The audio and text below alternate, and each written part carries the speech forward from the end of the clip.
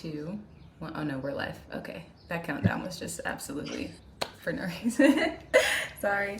Hey guys, welcome to our latest ABC Studios chat. I'm your host, Danielle Elise, and this studio podcast is sponsored by our partners, Adobe Express. Super excited to have them. Actually, my two guests today with me are both engineers, so I'm excited to introduce them both, and also creatives. Jessie, say hello. Hi. And Donovan, give us a wave. Hello. All right, amazing. I'm going to let you guys introduce yourselves to anyone who might just be hopping on and streaming with us. And then we're just going to chat because it's been amazing to have worked with you, Jessie and Donovan, for our Blackest Future chat that we had in February. I know that was like the first time that you guys got to meet, and I think it's so great that you're both engineers though and got to kind of chat with each other and you know, talk about who you are and what you do. I'm going to give you guys each a chance to introduce yourself really quickly though, so people can get to know who you are. And Jessie, I just picked you first. Nice. Hi, I'm Jessie. Like Danielle said, I'm a software engineer and a visual artist. I was born and raised in St. Louis and still live here. In my art practice, I work primarily in drawing and printmaking. And then in software engineering, I'm a front-end developer in the education sector. Yeah, I don't know what all should be in an intro. Whatever you want can be in an intro. You can talk about whatever you want. But yeah, that was good. All right. And let's go back to our group view. There we go. Donovan, it's your turn. Please introduce yourself. Sure, I'll go ahead. Hello, everyone. My name is Donovan. Pronouns are he, him, his. I am also from St. Louis. Currently, I'm a student at Washington University in St. Louis as well. So, born and raised here, but also now going to school here, studying engineering. Currently, in terms of creative practice, I don't necessarily have a clearly defined focus, but I am exploring a lot of things currently. I'm exploring spatial science, for example, with GIS technology. I'm now actually getting really into skateboarding, as well as also trying different forms of visual art, such as graffiti. And I'm also an avid home chef, and you may see me on MasterChef one day. So be ready for that when it happens. I love it. I love it. Thank you for that intro. I did not know that you were an avid home chef. That's fun. Yes, actually, it's honestly something that I think I could do like any day, anytime without getting tired of it. Uh-huh. What's Like, the last thing that you made? ooh, wait, that's such a good question. Okay. The last thing I made, it was actually well, this is more like simple, but I did make a banana bread, but accompanying that banana bread, I also wanted to make something special for my mom because of the holiday this Mm-hmm. past day, weekend. Mm-hmm. So I ended up just making like a cool herb in like Greek inspired quiche, along with some Dang. banana bread and some like other sorts of random things that she also likes. That's so nice. Totally. That's great. Yeah, I try to bake. I try not to cook because I burn things, but I'm a great baker. You know, you got to have the trade-offs for sure. Period. Jesse, I see you down there nodding. I see your Instagram. I know you be baking. I know you be cooking food sometimes. I've seen it. I've seen it. Most of the food I post is my partner cooking for me, but Real. I can make a few things. That's so fair. Okay, I'm into it. All right, so I wanted to talk to both of you about what it is like currently in your perspective, like engineering fields. Like, I know for you, Jesse, you didn't start off in engineering and in tech. That was like a journey for you. And I'm curious about what that journey was for you from like being an artist and then deciding like, okay, I'm going to take this path and get into tech and get into engineering. And I'm super curious. I know that there are a lot of other artists and creatives who are interested in pivoting, some of them pivoting into design, some pivoting into, tech and engineering. And I think people would be super curious to hear more of your journey, more of your story. Yeah, so I finished college with degrees in fine art and German, and worked in the art field for a little bit. And there's a free coding it was kind of like a low-key boot camp. It was just like a weekly meetup at a place called Launch Code in St. Louis. And I joined that a little over a year after graduating college because I actually like missed school and like learning something like in a structured format. And I have always been interested in like math and logic, and I wanted to learn how to code actually to use it in my art practice, because at the time I had just like discovered like generative art, and I think I was inspired by an art show that I saw in New York that was like essentially like tech-based art. And through the process of going through that program, I actually didn't really find many like a good connection to my art practice and like the work I want to make. But about halfway through, I was like, oh, I think I could actually do this as a job instead, like separate from my art practice. And at the time, like that first year out of college with an art degree, it was definitely a lot of me trying to figure out what I was going to do for money and, what I thought my career looked like. And so, yeah, I ended up deciding to kind of pivot what path I wanted to take. And in 2020, I went to another boot camp. It was a more intense, like 10-month long, like classes almost every night.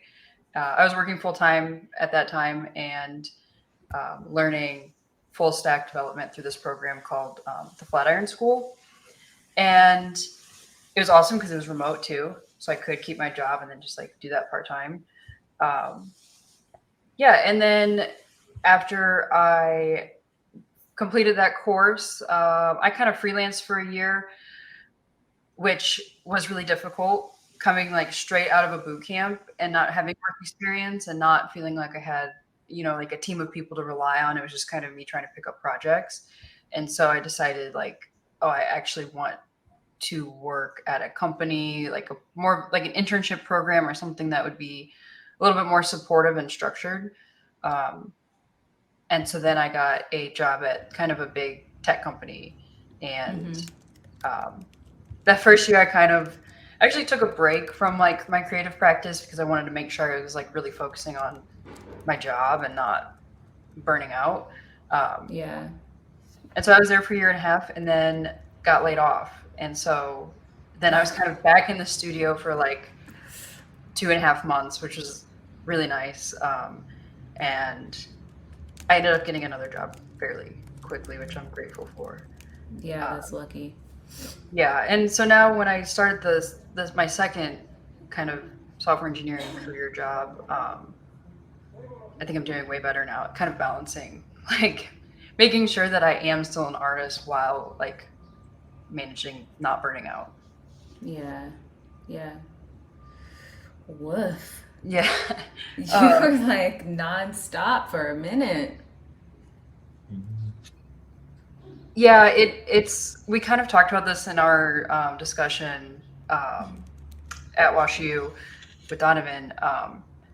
You just trying to manage, like, what's the word, like appreciating all the parts of yourself. Like you do want this kind of like maybe separate kind of full-time career or something more structured, while also like making sure that those other parts of you're like serving by like being active in those hobbies or second careers or whatever. That's so real, because like sometimes I know like for some of us like creatives, when we first get into something like our art or some form of expression, it's like, oh, I'm using this to like pour into myself and like bring life into myself. And then sometimes like when you switch into like either monetizing it or needing to use it for income, sometimes you're like, okay, I need to find something else that like can also really like give me that harmony or like balance me out or help me to find my own, like sense of care. I totally agree. I always kind of had a problem with like making money from art and trying to figure out what something that I make is worth financially. And sometimes just like making work and liking to do exhibitions and not even wanting to sell the work because I'm like, well, I want it. I made it. And I want to keep showing it more than I necessarily want the money. And so I know a lot of artists that aren't like that, who do want it to be like the thing that fuels their life. Yeah. But yeah, for me, I think, and I don't know how I'll feel in like 5 years or 10 years. And maybe I'll at some point want to go back to trying to do it full time. But yeah, I feel like now when I do it, there's no like obligation. It's because I purely am like, no, I really want this thing to be made or want to share this with someone. That's actually so beautiful. I love that. And Donovan, like, what about your journey into engineering? You say that you are a creative engineer, and I'm interested in why you chose that and what the creative parts of you are, how they match with the engineering parts of you, and also what kind of engineering are you doing? I know Jessie is a software engineer, but I'm not sure if you've told us yet. Yeah, let's unravel that a little bit. For sure. I also want to, I guess, go back a little bit. I started getting some interest in engineering just out of high school, being good at math as well, and like sort of pattern and systems thinking. That was something that I felt very like talented. I had a knack for it. And it led me to making a kind of, I don't know, maybe just a little bit of a pretty strong conclusion that engineering is something that I was going to be super, super good at. And that led me to Wash U. During my time here, I've explored different parts of engineering. I ended up going towards studying a mix of chemical and energy engineering.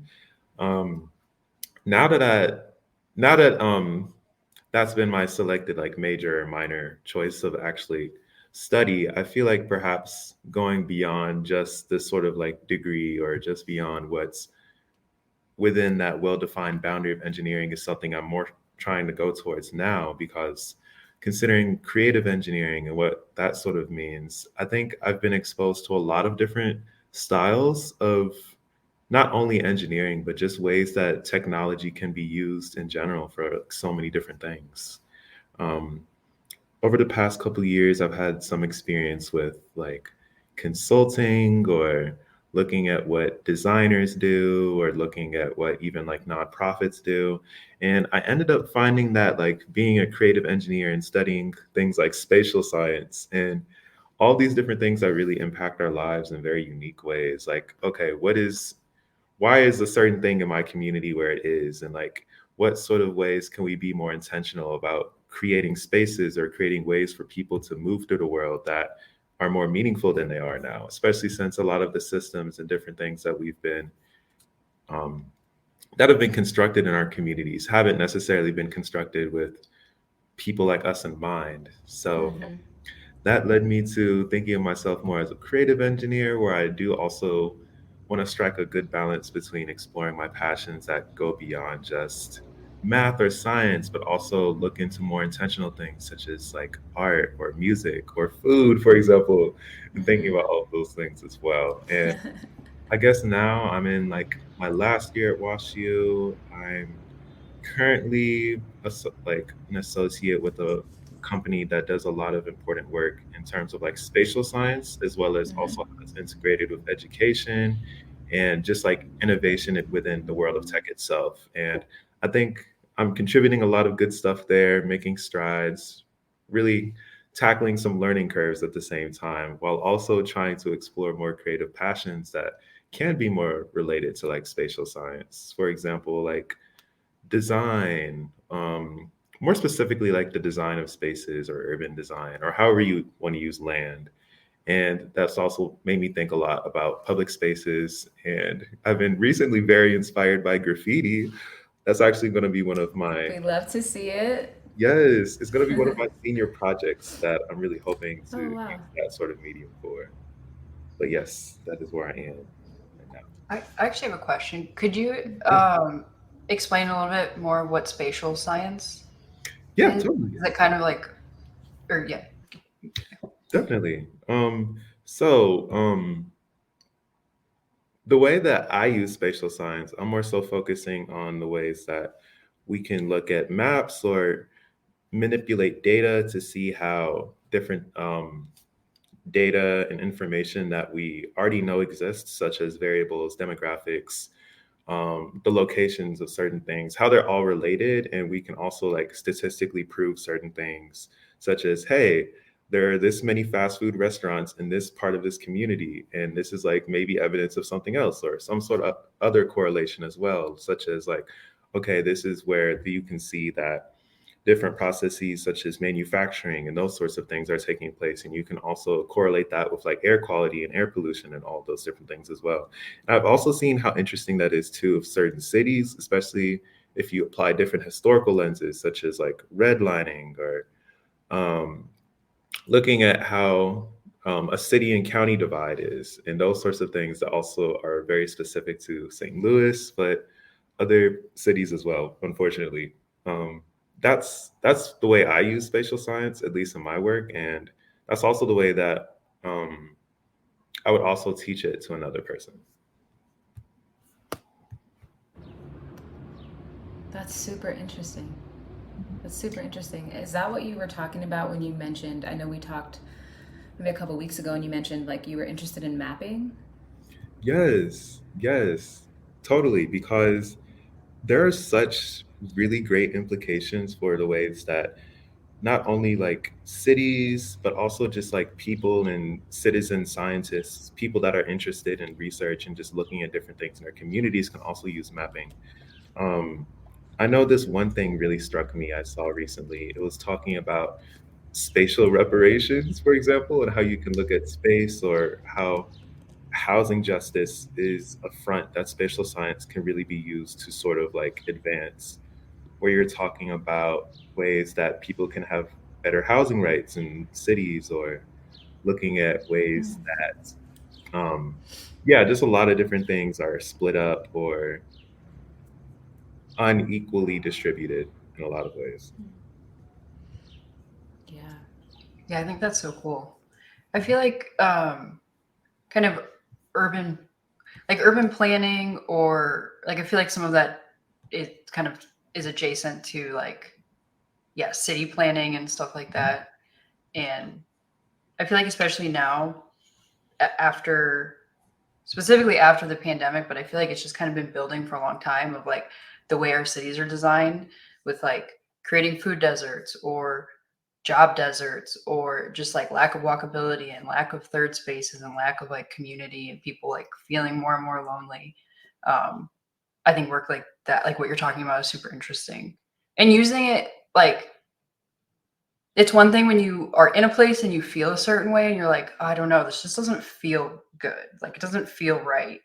But to actually apply science to have like the data to be like, no, this is actually affecting people who live here, I think is super cool. And then, like you said, you have the creative kind of like aspect of it of like, okay, well, how do we find creative solutions to like solve these things?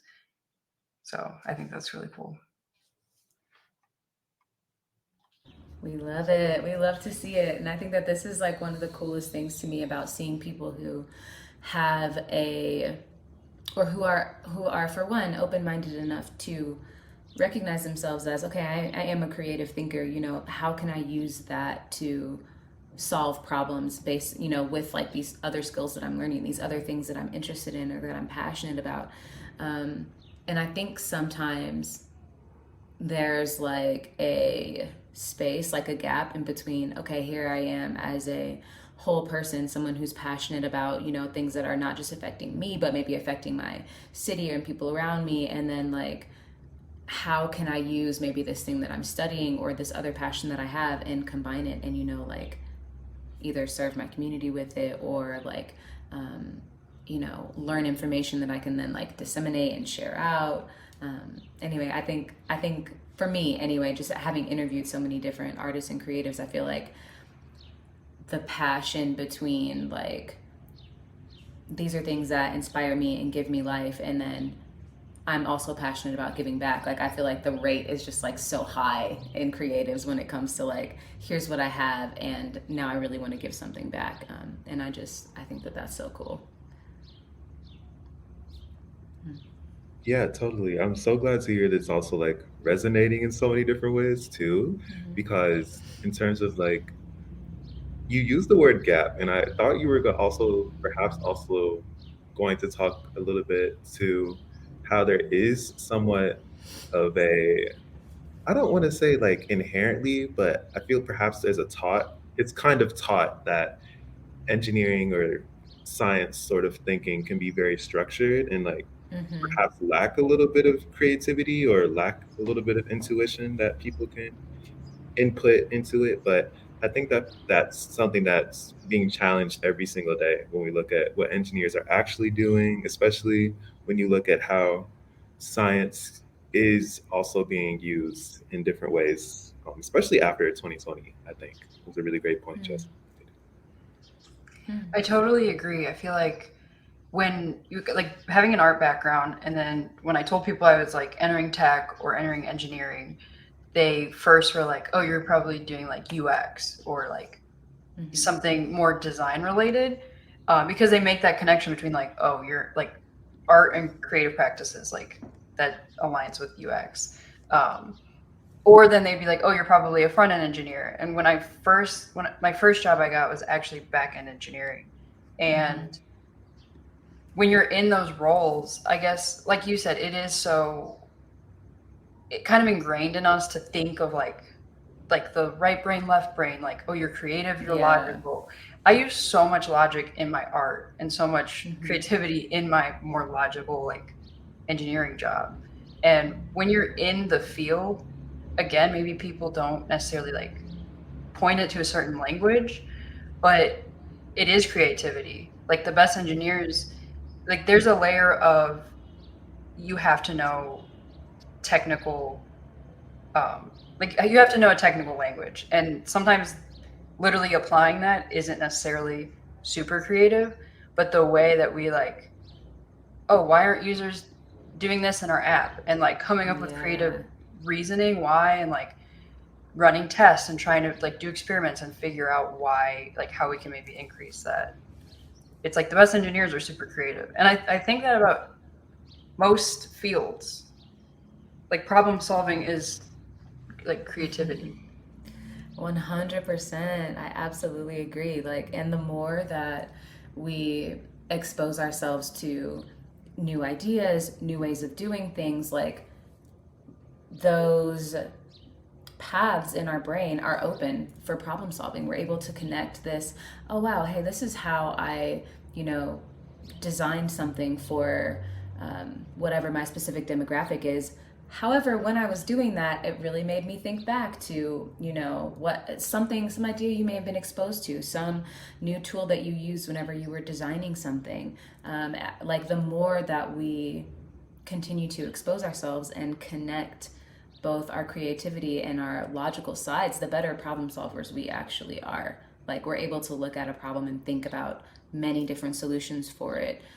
Something that, someone else who may not be as open to tying in both sides of their brain, might not be thinking about. And I think that that's incredible. And then also we get to tie in like our own stories, where we're from, the things that inform who we are as people, the experiences that we've had, the things that we've, struggled with or, found easy. We get to use all of those things, and all of those can inform our practices and our design. I love that. Yeah, I also feel like there's, I totally agree. And I feel like there's sometimes a limitation. So a lot of my art practice is, like, I'm really interested in language and like how we define things and like how language affects the way we experience the world and our lives. Um, and one thing is just like being an artist. I feel like a lot of people, they'll be like, oh, I can't even draw a stick figure. And like, correlate like being an artist to actually like maybe a technical skill of like drawing a portrait or painting a portrait or sculpting a vase. And it's like art, I think anyone can be and can make art. And like there's so many different ways. Like landscape design is art, or like we're talking about city planning, or you know, interior design. Like there's so many things that aren't necessarily directly associated with like an art craft that is like you can be an artist. Obviously music, performance, like yeah, like app design, like there's so many ways. There's so many ways. If people destructure like, oh, you just think of going through an art class and like the skills you get from that, but yeah, that's super real. Like there's one way of thinking that has art as a very segmented thing, you know, like it's a thing separate from everything else you know may do in life. And then we have the reality of many of us are like, oh well, you know, I learned how to quilt from my grandparents, you know, or I learned how to you know, braid hair because of my mother, or I learned how to, you know, yeah, I learned landscaping literally from like a family member or something like that. And in reality, like most of these things that can become so segmented, like you're an artist, you're not an artist, are actually just part of culture.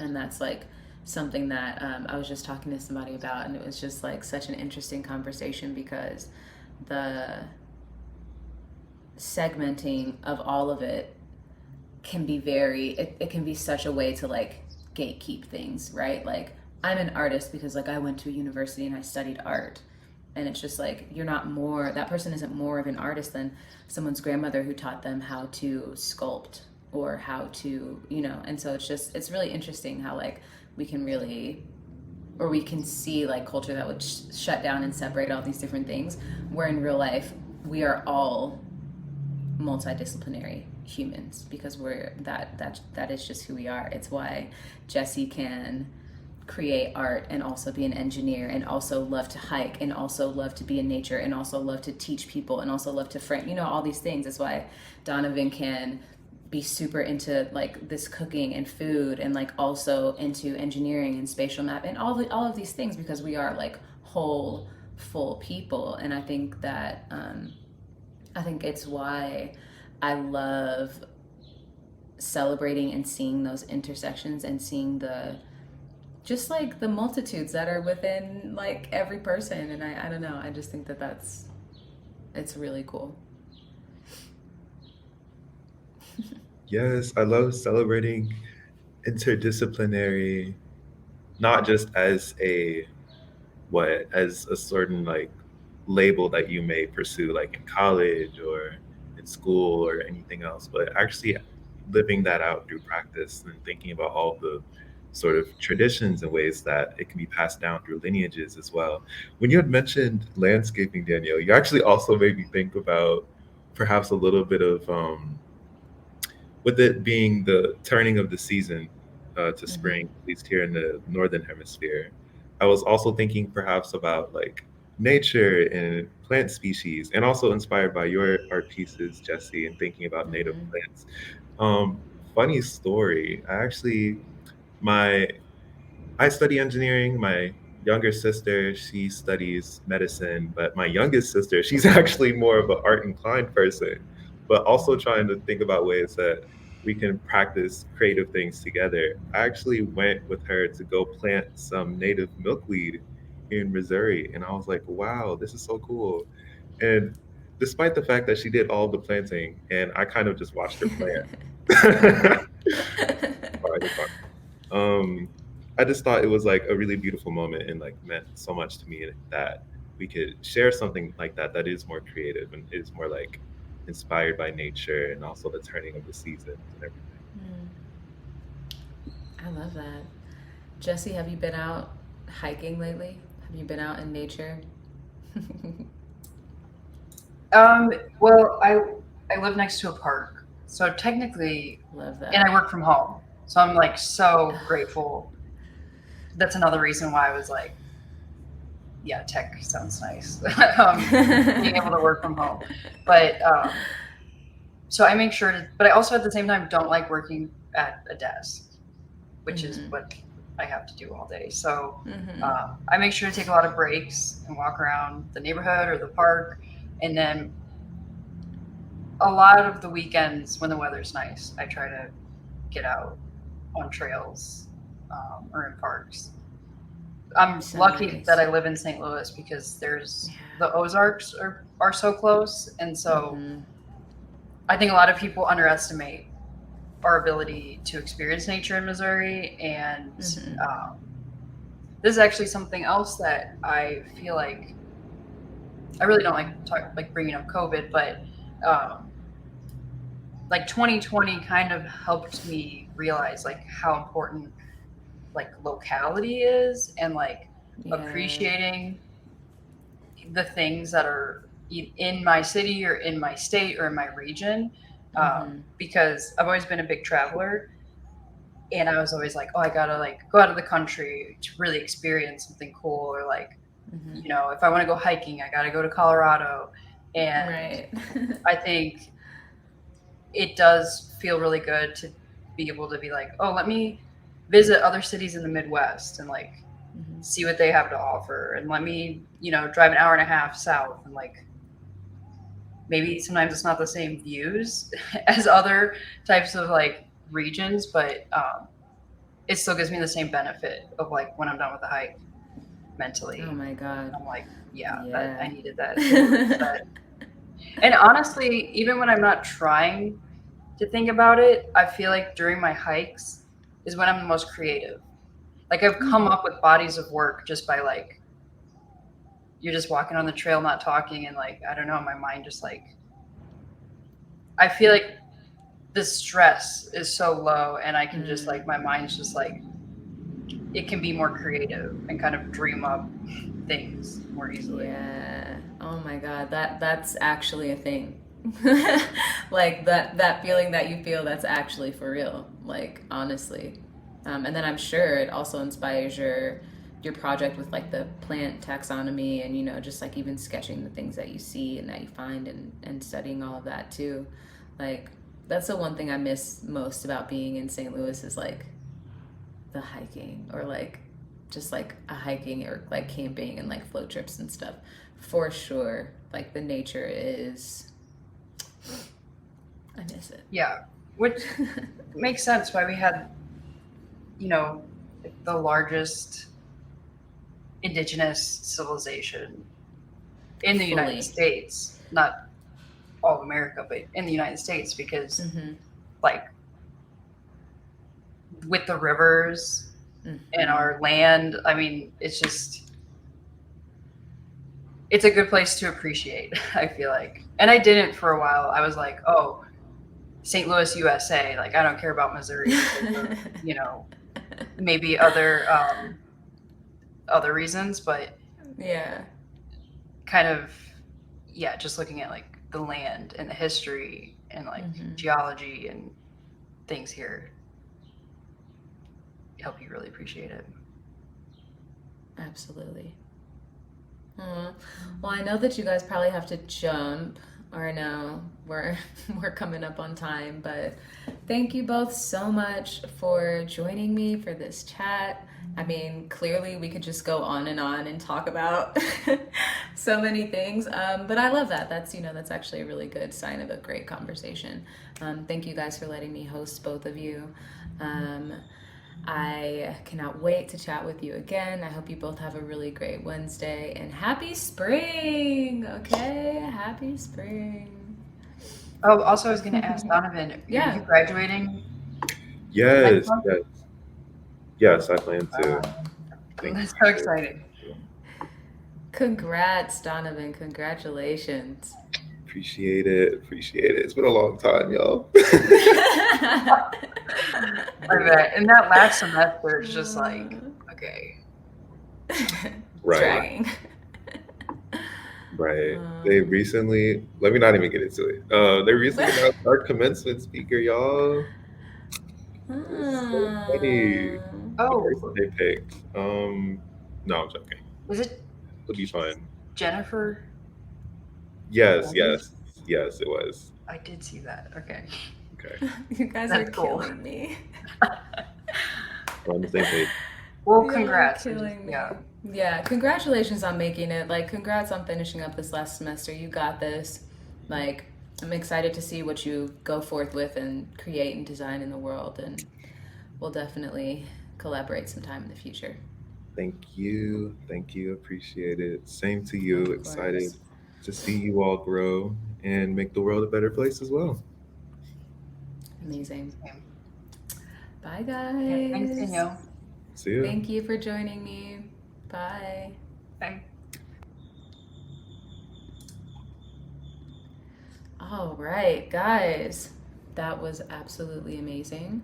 I'm going to keep the party going and show you guys my last design in Adobe Express. It's so great that we were just talking about art and tech and design and all of these incredible things, because the last thing that I actually designed in Adobe Express is for our program, our art to design program with all Black creatives. Like I said, kind of at the beginning, I am, or maybe I didn't say it, I don't know, but I am also the executive director of the All Black Creatives Foundation. And so one of our big programs that we have right now is Art to Design, where we are helping creatives and artists who want to learn a new skill, who want to get into the design field. And our current program is our UX Scholar program. We began with this one for a couple reasons. One, because we had a lot of members curious already about UX design, and a few years back we did an intro to UX design with Adobe, and now we're partnering with Design Lab also, who's just really helping us to work through this program and get folks started in their their design life. So I just wanted to quickly show you guys our art to design. This is actually, I know it's got a lot going on, but this is the branding for our art to design program. And here, let's see. There we go. Zoom in just a little bit. This has been printed out now on our notebooks, our merch, our pens, our huge banner for our art to design program, and all of this I designed inside of Adobe Express. And it's been so easy for me to use this for our branding, to use this for designing different assets. And as you can see, this one has like a lot of moving pieces, and I love that because I get to use my branded elements here in Adobe Express. Anything that you see with the crown is a premium feature, and amazingly we do have the premium access for this, which helps me to be able to switch between my brands fully. I'll show you guys that really quickly. Like, this is the ABC's logo, but one of our other programs is the ABC Studios specifically, and that has its own brand which lives here. And I've got our fonts down, I've got my graphics, templates, colors. It's really easy to switch things in and out within Adobe Express. And yeah, I absolutely recommend it if you have any type of branding needs. It works super easily for us. I'm going to show you guys. I have different iterations of it. I've switched my colors around here. Ooh, I can't wait for you guys to see and get to know some of the scholars that have just recently graduated our program and been placed, but that's going to be for another day. But yeah, as you see, there's a couple different iterations of the logo, just depending on maybe what merch I'm getting printed. And yeah, it's really easy to either change my font color depending on if I want something black and white or reversed. This right here, I love to find different elements that I feel like will match my brand. And so for this beautiful little sketch here, this says iteration cycles, which is a big part of designing. And I found that element actually right over here.